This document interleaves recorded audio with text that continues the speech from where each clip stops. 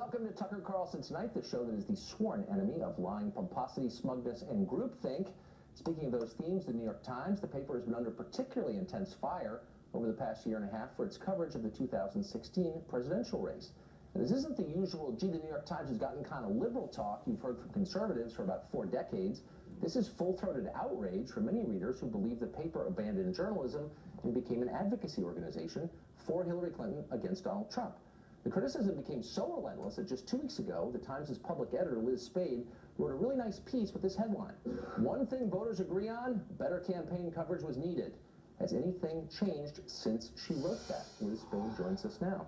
Liz, thanks a lot for coming on. And I thought it was a really honest and fair piece. Good for you. Good, thank you. I want to give our viewers who maybe don't read your paper a sense of what some of your readers were talking about in expressing their outrage to you. Okay. So here is Thursday, November 10th, Wall Street Journal. This was the first print edition after the election. You can see the headline, A New Political Order, and there are a bunch of kind of analysis pieces. What does this mean? Here's the Times. Here's your paper's first print edition after Trump's election. Democrats, students, and foreign allies face the reality of a Trump presidency. Now, if you substituted Trump presidency with, I don't know, terminal cancer diagnosis, it would not change the meaning of this. I mean, that's advocacy, isn't it?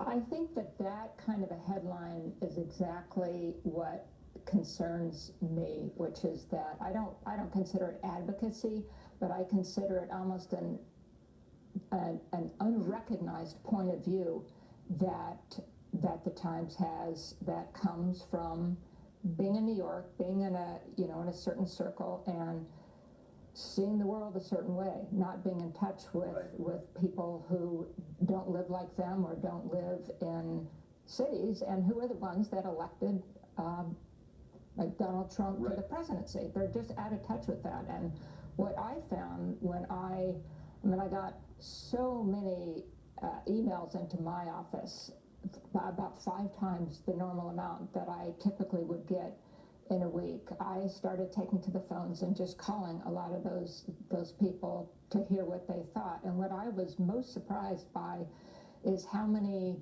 liberal readers who I called who were angry at the New York Times. Because it was unfair. So your piece came out, and I was heartened as a lifetime reader of the New York Times. I thought, boy, someone's being kind of honest about this. There's no ideological diversity, so they're off the rails, and they should know, and you pointed it out. Here's today's lineup on the Times website as of 4:30 p.m. There are 6 top headlines here, and 5 of them are pretty aggressively anti-Trump. Trump's tough trade talk could danger American factories. Opinion, really, you're blaming transgender people for Trump. Trump's breezy calls to world leaders leave diplomats aghast. And then this, rigged or not, election positions Trump to shape rules on how you vote. In other words, it's Trump who's calling the election rigged, when, of course, it's liberals, it's Hillary and Jill Stein who are actually challenging the election results. This seems like more of the same to me. We're probably not in the same space in terms of how liberal you see the New York Times and how liberal I see it. I see the vast majority of journalists who walk in that door every day, who work hard to have high journalistic standards, the kind that I agree with. But I do agree with you that especially when it comes to political coverage, that the guns can get pointed too much in one direction. Right. I mean, in fairness to the Times, I would say I get as many letters on Hillary Clinton's emails, and why does the New York Times cover that so much? Why are they so relentless about it? And so I do think that there are. The Upper West Side is upset about that. There's no question. Yeah. Now, when you say that the journalists who walk in the front door of the Times building are doing their best to be fair, I would believe you, except I know for a fact that's not true, because I read their Twitter feeds, and I want to give you some examples. Now, these are not opinion columnists. These are not Gail Collins's Twitter feeds. These are Michael Barbaro, for example, who's a straightforward news reporter. Here's one. This is November 15th. Pardon me for asking, but what qualifies Jared Kushner to have a seat at the presidential table? Huh. There's Eric Lipton, another reporter. White House's QVC. It has started. Here's Peter Baker. For a new president from reality television, a cabinet selection that resembles a pageant. Liam Stack, and I'm quoting now, the Electoral College was meant to stop men like Trump from taking office. Are you kidding? These are news reporters saying this stuff? Yeah, I think it's outrageous. I think that should not be. They shouldn't be tweeted, and they shouldn't. And it does concern me that that'd be I mean, everybody's going to have their personal political views. We all do, but they ought to be personal. And if you sign up to be a journalist, then that's what you ought to be. So, you know, when I say that I think the majority do walk in the door, there's hundreds and hundreds of reporters at the New York Times. But these are the ones who are covering politics. These are the famous ones. Yeah. And here are ones that particularly bothered me, because they suggest not just the personal politics on the part of the reporter, but what they believe the mission of the Times is. This is from Michael Barbaro, November 9th. This is Election Day. Quote, "We had fearless journalism throughout 2016. Voters wanted what they wanted." In other words, we tried to keep this guy from getting elected, but he did anyway. Peter Baker, same sentiment. This is recently. "Real scandal isn't what the media didn't report. It's what it did, and readers didn't care." In other words, we tried to stop Trump from getting elected, but he got elected. Wait, don't blame us. That suggests they don't understand the mission of a newspaper, which is to bring you the news, not to affect the outcome of a political race. Yeah, I think there's a lot of angst and concern at big media organizations about whether we're going to get blamed by the left, by you know, the half of America that did not vote for Trump, for putting Trump in office. And so I do think that you see a lot of that sentiment out there. Yes, but is there concern, as much concern, about non-left readers like me? No, I don't think there is.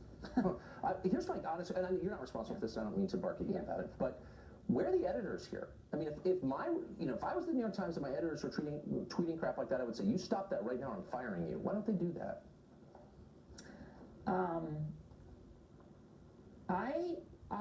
I don't know. I don't know that any of those people should be fired, but I do think that when people go over the line like that, and I think some of those are over the line, that there ought to be some kind of a consequence for that. There ought to at least be a clear, strict conversation that's had so that everybody else understands it's not okay. I know that they have rules. They periodically put them out. You may have seen them when they'll issue a statement and say it's not okay, but I'm not sure what happens. So there are a bunch of consequences of this, and they're all bad, in my opinion. One, it undermines the business model of the New York Times, I think, which is based on its credibility as an impartial and accurate news source. It destroys that. But it also empowers the alternative media that everyone in your world is so upset about. They say, well, people are getting their news from these non-legitimate sites. And there's some truth in that, by the way. Why is that happening? Because legitimate so-called sites like the New York Times or NBC News or the Washington Post have so debased themselves that people feel like, I'm going somewhere else. Do you see that phenomenon? Not as much as you do. I think Fox News has debased itself more so in the opposite way. They're not, you know, I don't think that Fox News like holds the middle ground of sort of honest. Here's the difference. On this show, which is the one thing I can speak for, I'm totally upfront about my opinions. Oh, sure. No, I never pretend I mean, that I think anything. I think our news is kind of above or. I mean, I'm not going to be in the position of defending a company. I can only defend my show. I think Fox News is fair. But this show, I'm totally upfront. So if Michael Barbaro comes out and says, you know what, I'm kind of a left-wing political activist, fine. I have no problem with that. I'm happy to read it. But when he lies to me and says I'm a straight news reporter, why shouldn't I be offended? Yeah. Well, I am not defending those kind of tweets, and I do agree with you that I just don't agree with some of the terms that they're debasing journalism. I don't agree with that, but I do agree that it makes no sense to me in terms of what the New York Times claims it is and wants to be. And as you say, their business model, they have a business model that is based less on advertising and more on getting subscriptions from people. And why would you cut off half of America and make them feel like this is not their New York Times? But also there's a high-handedness. When they start lecturing me about fake news, you guys have been on this obsessive jihad against fake news, I'm thinking, well, I kind of believe that Iraq had massive stockpiles of weapons of mass destruction because I read it in the New York Times. And of course that wasn't true. I thought maybe Tawana Brawley was telling the truth because I read it in the New York Times. So to lecture me or the rest of the country about fake news, not really in a position to do that. Fair? I think that there's a category of fake news that goes out, and you know this, that is intentional. It's intentionally trying to trick you into something. Right. I don't think that's the same as weapons of mass destruction, where the journalists were not up to their highest standards, and you know, I'm among those. I was you know, at the Washington Post at that time too, so I'm not blaming anybody else, but the intention was not to put out fake news. That's different than... But I think swept up into the category of fake news is not just Ukrainian bloggers trying to undermine American democracy, it's also sites the Times doesn't agree with. And like, well, that's just fake because I disagree. That's my impression. Yeah. Liz Spade, thank you. I appreciate it. Thank Great you. to see you. Well,